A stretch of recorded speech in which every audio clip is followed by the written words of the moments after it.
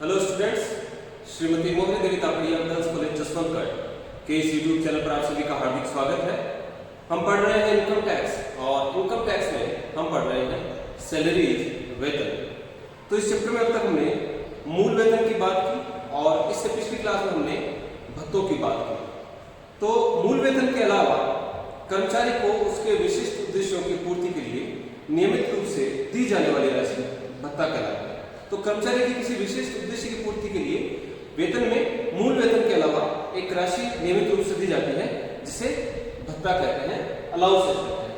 तो भत्तों की तीन श्रेणियां, तीन कैटेगरीज हमने पिछली क्लास में पढ़ी कि एक तो ऐसे भत्ते जो पूर्णतया कर योग्य होते हैं। अगर उन भत्तों के रूप में अगर कोई राशि दी जाती है जिनकी बात हमने पिछली क्लास में की थी, तो उनमें से कुछ भत्ते ऐसे होते हैं जो पूर्णतया कर योग्य होते हैं, उनको वेतन में शामिल किया जाता है। वेतन से जो कर योग्य आय है वेतन की उसमें शामिल किया जाता है। इन भत्तों के संबंध में किसी भी प्रकार की कोई कर मुक्ति नहीं दी जाती। दूसरी श्रेणी पूर्णतया कर मुक्त भत्ते। कुछ भत्ते ऐसे होते हैं जो पूर्णतया कर मुक्त होते हैं, उनकी राशि वेतन की कर योग्य आय में शामिल नहीं की जाती। और तीसरी श्रेणी है अंशतः कर मुक्त भत्ते, और किन्हीं निर्धारित शर्तों की पूर्ति करने पर इस प्रकार के भत्तों में से कुछ राशि कर मुक्त कर दी जाती है। तो ऐसे भत्ते अंशतः कर मुक्त कहलाते हैं। तो पूर्णतया कर मुक्त भत्ते, कर योग्य भत्ते पूरी की पूरी राशि कर योग्य होती है, वेतन की आय में शामिल की जाती है। पूर्णतया कर मुक्त भत्ते, ऐसे भत्तों की राशि वेतन में शामिल नहीं की जाती, ये पूरी तरह से कर मुक्त होते हैं। और तीसरी श्रेणी है अंशतः कर मुक्त भत्ते। अगर तीसरी श्रेणी के भत्ते अगर दिए जाते हैं तो उनमें से कुछ राशि कर मुक्त कर दी जाती है और शेष राशि वेतन की आय में शामिल की जाती है, कर योग्य होती है। तो पिछली क्लास में हम पूर्णतया कर योग्य भत्ते और पूर्णतया कर मुक्त भत्ते, इन दोनों प्रकार के भत्तों के बारे में हम पढ़ चुके हैं। आज की क्लास में हम अंशतः कर मुक्त भत्तों के बारे में पढ़ेंगे।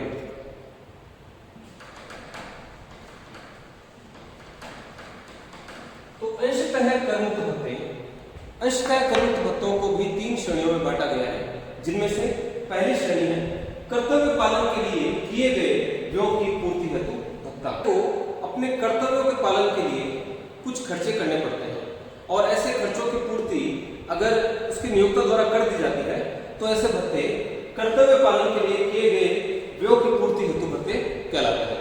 तो इनमें कौन कौन से भत्ते शामिल किए जाते हैं? पहला है यात्रा भत्ता। यात्रा भत्ता यानी कि ट्रैवलिंग अलाउंस। तो अगर कोई कर्मचारी ऑफिस से किसी काम से कहीं दूसरे स्थान पर जाता है और यात्रा के संबंध में कोई खर्चा करता है, तो उस यात्रा व्ययों की पूर्ति के लिए जो राशि दी जाती है वो यात्रा भत्ता कहलाती है, ट्रैवलिंग अलाउंस कहलाता है। तो ट्रैवलिंग अलाउंस, एक तो अगर कोई कर्मचारी किसी टूर पे जाता है और वहां किसी दूसरे स्थान पे कार्यालय के काम के लिए किसी दूसरे स्थान पर अगर जाता है तो यात्रा के संबंध में जो खर्चे किए हैं उन खर्चों की पूर्ति के लिए जो राशि दी जाती है वो यात्रा भत्ता कहलाती है। या फिर किसी कर्मचारी का अगर ट्रांसफर कर दिया जाता है, स्थानांतरण कर दिया जाता है, तो ट्रांसफर के संबंध में जो एक स्थान से दूसरे स्थान पर जब वो यात्री जाता है, ट्रांसफर होने पर यात्रा करता है, उस यात्रा के संबंध में जो खर्चा करता है उसकी पूर्ति के लिए जो भत्ता दिया जाता है वो यात्रा भत्ता कहलाता है। तो अगर कर्मचारी कोई कार्यालय के काम से कहीं बाहर किसी दूसरे स्थान पर जाता है, किसी टूर पर जाता है, तो यात्रा के संबंध में किए जाने वाले खर्चों की पूर्ति के लिए जो राशि दी जाती है वो यात्रा भत्ता कहलाती है। या फिर किसी कर्मचारी का अगर ट्रांसफर कर दिया जाता है, तो ट्रांसफर होने पर अगर वो कहीं दूसरे स्थान पर जाता है और यात्रा के संबंध में जो खर्चे करता है उनकी पूर्ति के लिए जो राशि दी जाती है वो यात्रा भत्ता कहलाता है। तो ट्रांसफर में यात्री के खुद के ट्रेवलिंग एक्सपेंसेस, एक जगह से दूसरी जगह जाने के खर्चे, यात्रा के खर्चे, और उसके साथ साथ अगर वो कोई अपना सामान पैकिंग करवा के अपना सामान भी एक जगह से दूसरी जगह ले जाता है तो उसके संबंध में किए गए खर्चों की पूर्ति के लिए जो राशि दी जाती है वो भी यात्रा भत्ता कहलाता है।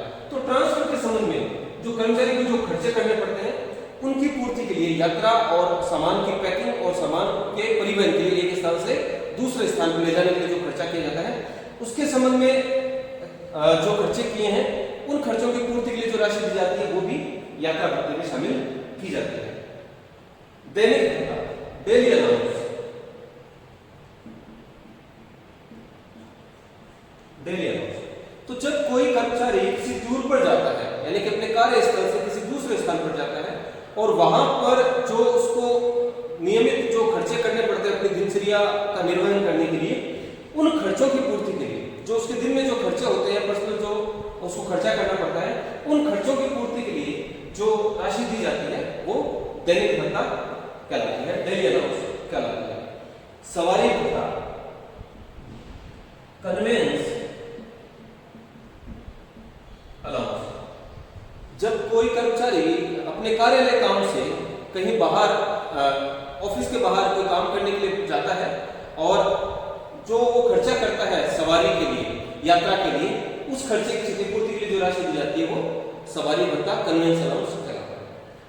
ट्रैवलिंग अलाउंस और कन्वेंस अलाउंस में फर्क है। कन्वेंस अलाउंस कार्यालय स्थल के आसपास से कहीं अगर वो जाता है किसी काम से, मान लीजिए कोई कर्मचारी अपने ऑफिस से बैंक जाता है, बैंक किसी काम से जाता है और बैंक जाने के लिए अगर वो ऑटो हायर करता है तो ऑटो का जो किराया वो चुकाता है, उसकी क्षतिपूर्ति अगर की जाती है नियोक्ता द्वारा तो वो कन्वेंस अलाउंस में शामिल किया जाएगा, सवारी भत्ता माना जाएगा। लेकिन कोई कर्मचारी एक स्थान से किसी दूसरे स्थान में, मान लीजिए कि कोई कर्मचारी जयपुर में कार्यरत है, वो जयपुर से अगर अजमेर जाता है कंपनी के काम से, तो उस यात्रा पे किए गए व्यय की पूर्ति के लिए जो उसको राशि दी जाती है वो यात्रा भत्ते में शामिल की जाएगी। तो कार्यालय स्थल के आसपास अगर कहीं जाता है कर्मचारी और उसके संबंध में जो खर्चे किए जाते हैं वो कन्वेंस अलाउंस माने जाते हैं, और एक स्थान से दूसरे स्थान पर कहीं जाता है तो वो यात्रा भत्ता माना जाता है। सहायक करने हेतु भत्ता, हेल्पर अलाउंस।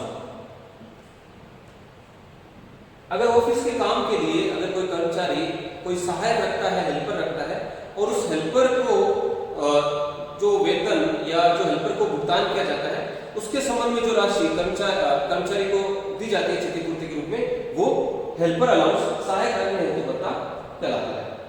शैक्षणिक भत्ता, एकेडमिक अलाउंस।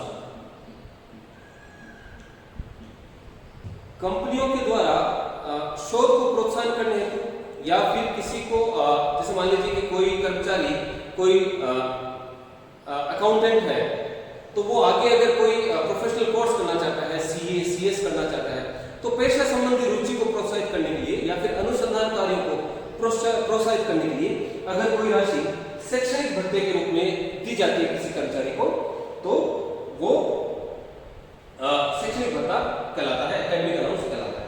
वर्दी भत्ता, यूनिफॉर्म अलाउंस। कुछ कंपनियों में, कुछ संस्थाओं में कर्मचारियों के लिए एक ड्रेस कोड निर्धारित किया होता है, यूनिफॉर्म निर्धारित की हुई होती है। तो उस यूनिफॉर्म को खरीदने के लिए और उस यूनिफॉर्म के रखरखाव के लिए जो रखरखाव के व्ययों की पूर्ति के लिए जो राशि दी जाती है कर्मचारियों को, वो वर्दी भत्ता या यूनिफॉर्म अलाउंस कहलाता है। तो ये जो भत्ते हैं कर्तव्य पालन के लिए किए गए व्ययों की पूर्ति हेतु जो राशि दी जाती है, जो भत्ते दिए जाते हैं, ये भत्ते जिस सीमा तक इन भत्तों जिस सीमा तक राशि खर्च कर दी जाती है उस सीमा तक ये भत्ते करमुक्त होते हैं। उदाहरण के लिए मान लीजिए कि कोई कर्मचारी कार्यालय के काम से जयपुर से अजमेर जाता है और यात्रा के संबंध में वो 500 रुपए खर्च करता है, उसकी यात्रा के संबंध में 500 रुपए खर्च हुए, लेकिन कंपनी के द्वारा उसको यात्रा भत्ते के रूप में अगर 1000 रुपए दिए जाते हैं तो जितनी राशि उस कर्मचारी ने खर्च करी है उतनी राशि उसके लिए करमुक्त होगी। अगर कंपनी के द्वारा यात्रा भत्ते के रूप में 1000 रुपए दिए जाते हैं और उसने यात्रा के संबंध में 500 रुपए खर्च किए हैं तो 1000 में से 500 रुपए करमुक्त कर दिए जाएंगे, अंशतः करमुक्ति दे दी जाएगी, यानी खर्चे से ऊपर की जो राशि है वो कर योग्य कर दी जाएगी। तो अगर 1000 रुपए यात्रा भत्ता दिया जाता है तो उसमें से 500 रुपए की करमुक्ति दे दी जाएगी और 500 रुपए कर योग्य मानकर वेतन की आय में शामिल कर लिया जाएगा। तो ये जो भत्ते हैं कर्तव्य पालन हेतु किए गए व्यय की पूर्ति हेतु जो भत्ते दिए जाते हैं, ये भत्ते जिस सीमा तक खर्च किया गया है उस सीमा तक ये भत्ते कर मुक्त होते हैं, और जो शेष राशि है, आधिक्य की राशि है, वो कर योग्य होती है।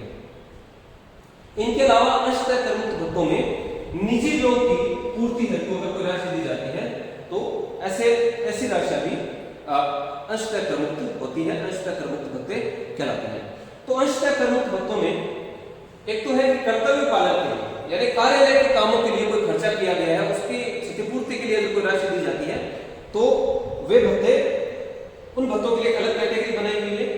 और अगर निजी व्ययों की कोई कर्मचारी के जो पर्सनल जो एक्सपेंसेस हैं, उसके निजी व्यय हैं, वे हैं, उनकी पूर्ति के लिए अगर कोई राशि दी जाती है तो उनकी एक अलग कैटेगरी बनाई हुई है अंशतः कर मुक्त भत्तों में। तो निजी व्ययों की पूर्ति हेतु भत्तों में पहला है बाल शैक्षणिक भत्ता, चिल्ड्रन एजुकेशनल अलाउंस। कर्मचारी के बच्चों की शिक्षा व्ययों की पूर्ति के लिए जो राशि दी जाती है वो बाल शैक्षणिक भत्ता, चिल्ड्रन एजुकेशन अलाउंस कहलाती है। तो जो इस तरह के जो खर्चे हैं, निजी व्ययों की पूर्ति हेतु जो राशियां दी जाती हैं, उनके लिए एक सीमा निर्धारित की हुई है। तो जैसे बाल शैक्षणिक भत्ता है, तो बाल शैक्षणिक भत्ता 100 रुपए प्रति माह प्रति बच्चा तक कर मुक्त है। तो बाल शैक्षणिक भत्ते के रूप में जो भी राशि दी जाती है उसमें से 100 रुपए प्रति माह प्रति बच्चा, एक बच्चे के लिए 100 रुपए प्रति माह ऐसे भत्ते की राशि कर मुक्त होती है। और ऐसे भत्ते की राशि अधिकतम 2 बच्चों के लिए ही कर मुक्त होती है। तो बाल शैक्षणिक भत्ता अधिकतम 2 बच्चों के लिए कर मुक्त होता है और प्रत्येक बच्चे के लिए 100 रुपए प्रति माह तक कर मुक्ति दी जाती है। हॉस्टल व्ययों की पूर्ति हेतु भत्ता, हॉस्टल एक्सपेंडिचर अलाउंस। किसी कर्मचारी के बच्चे अगर हॉस्टल में रहते हैं और उन बच्चों के हॉस्टल व्ययों की पूर्ति हेतु अगर कोई कर्मचारी को नियोक्ता राशि देता है तो जो ऐसी राशि है वो हॉस्टल एक्सपेंडिचर अलाउंस कहलाती है। तो इन निजी व्ययों की पूर्ति हेतु जो राशियां दी जाती है उनके संबंध में सीमा निर्धारित की हुई है। तो जैसे बाल शैक्षणिक भत्ते के लिए एक लिमिट फिक्स की हुई है 100 रुपए प्रति माह प्रति बच्चा, अधिकतम 2 बच्चों के लिए, उसी प्रकार से हॉस्टल व्ययों की पूर्ति हेतु भी एक लिमिट फिक्स की हुई है। तो हॉस्टल व्ययों की पूर्ति हेतु 300 रुपए प्रति माह, हॉस्टल व्ययों के लिए 300 रुपए प्रति माह प्रति बच्चा, अधिकतम 2 बच्चों के लिए। तो प्रत्येक बच्चे के लिए 300 रुपए प्रति माह तक ऐसी राशि कर मुक्त कर दी जाएगी, अधिकतम 2 बच्चों के लिए। परिवहन व्यवस्था में लगे कर्मचारियों को भत्ता, जो कर्मचारी परिवहन व्यवस्था में लगे हुए हैं, यानी परिवहन को एक स्थान से दूसरे स्थान पर लाने ले जाने का काम करते हैं, जैसे ड्राइवर, कंडक्टर, इनको अगर कोई भत्ता दिया जाता है इनकी नियोक्ता की तरफ से तो ऐसी राशि कर मुक्त कर दी जाती है। तो इसके संबंध में जो सीमा निर्धारित की हुई है वो यह है कि भत्ते का 70% जितना भत्ता दिया गया है उसका 70% कर मुक्त कर दिया जाता है। मान लीजिए कि 5000 रुपए दिया जाता है तो उसका 70% 3500 रुपए कर मुक्त कर दिया जाएगा और 1500 रुपए कर योग्य होगा। तो भत्ते की राशि का 70%, लेकिन अधिकतम जो कर मुक्ति मिलती है अधिकतम 10,000 रुपए। परिवहन व्यवस्था में लगे कर्मचारियों को जो भत्ता दिया जाता है, जो कर्मचारी परिवहन को एक स्थान से दूसरे स्थान पर लाने ले जाने का काम करते हैं, ऐसे कर्मचारियों को जो भत्ता दिया जाता है वो 70% तक कर मुक्त होता है, लेकिन अधिकतम कर मुक्ति इस भत्ते के संबंध में 10,000 रुपए तक ही दी जा सकती है। परिवहन भत्ता, ट्रांसपोर्ट अलाउंस, घर से कार्यालय जाने और कार्यालय से घर वापस आने के लिए अगर कोई राशि दी जाती है तो उसको परिवहन भत्ता कहते हैं।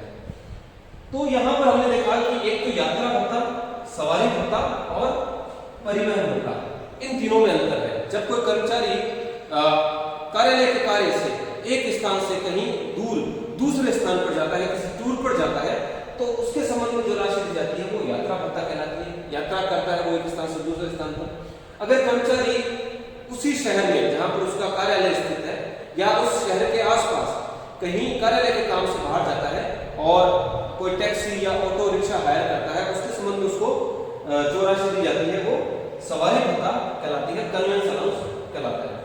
और अगर कर्मचारी घर से कार्यालय जाने और कार्यालय से घर आने के लिए कोई परिवहन के संबंध में कोई खर्चा करता है, उसकी क्षतिपूर्ति के लिए जो उसको राशि दी जाती है वो परिवहन भत्ता, ट्रांसपोर्ट अलाउंस कहलाता है। तो परिवहन भत्ता वैसे जो सामान्य कर्मचारी हैं उनके लिए वो पूरा का पूरा कर योग्य होता है, लेकिन अगर कोई कर्मचारी अंधा है, बहरा है, गूंगा है या फिर किसी प्रकार से कोई अपंग है, तो ऐसे कर्मचारियों के लिए 3200 रुपए प्रति माह तक परिवहन भत्ता कर मुक्त होता है। तो परिवहन भत्ता जो फिजिकली चैलेंज एम्प्लॉय है, कोई कर्मचारी अंधा है, बहरा है, गूंगा है या फिर कोई अन्य किसी प्रकार से अपंग है, तो ऐसे कर्मचारियों को अगर कार्यालय से घर से कार्यालय आने या कार्यालय से घर जाने के परिवहन के संबंध में कोई खर्चों की क्षतिपूर्ति की जाती है, तो ऐसी राशि, ऐसा परिवहन भत्ता 3200 रुपए प्रति माह तक कर मुक्त होता है। तो आज की क्लास में इतना ही।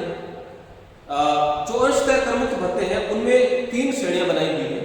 पहले कर्तव्य पालन के लिए किए गए व्ययों की क्षतिपूर्ति हेतु दी जाने वाली राशियां, फिर निजी व्ययों की पूर्ति हेतु दी जाने वाली राशियां, और कुछ राशियां विशिष्ट भत्तों के रूप में दी जाती हैं। उनकी बात हम आगे की क्लास में करेंगे। तो आज के लिए इतना ही। मैं आशा करता हूं कि आज की क्लास में मैंने जो पढ़ा आपको अच्छे से समझ में आया होगा। इस वीडियो को लाइक कीजिए, शेयर कीजिए, हमारे YouTube चैनल को सब्सक्राइब कीजिए। धन्यवाद।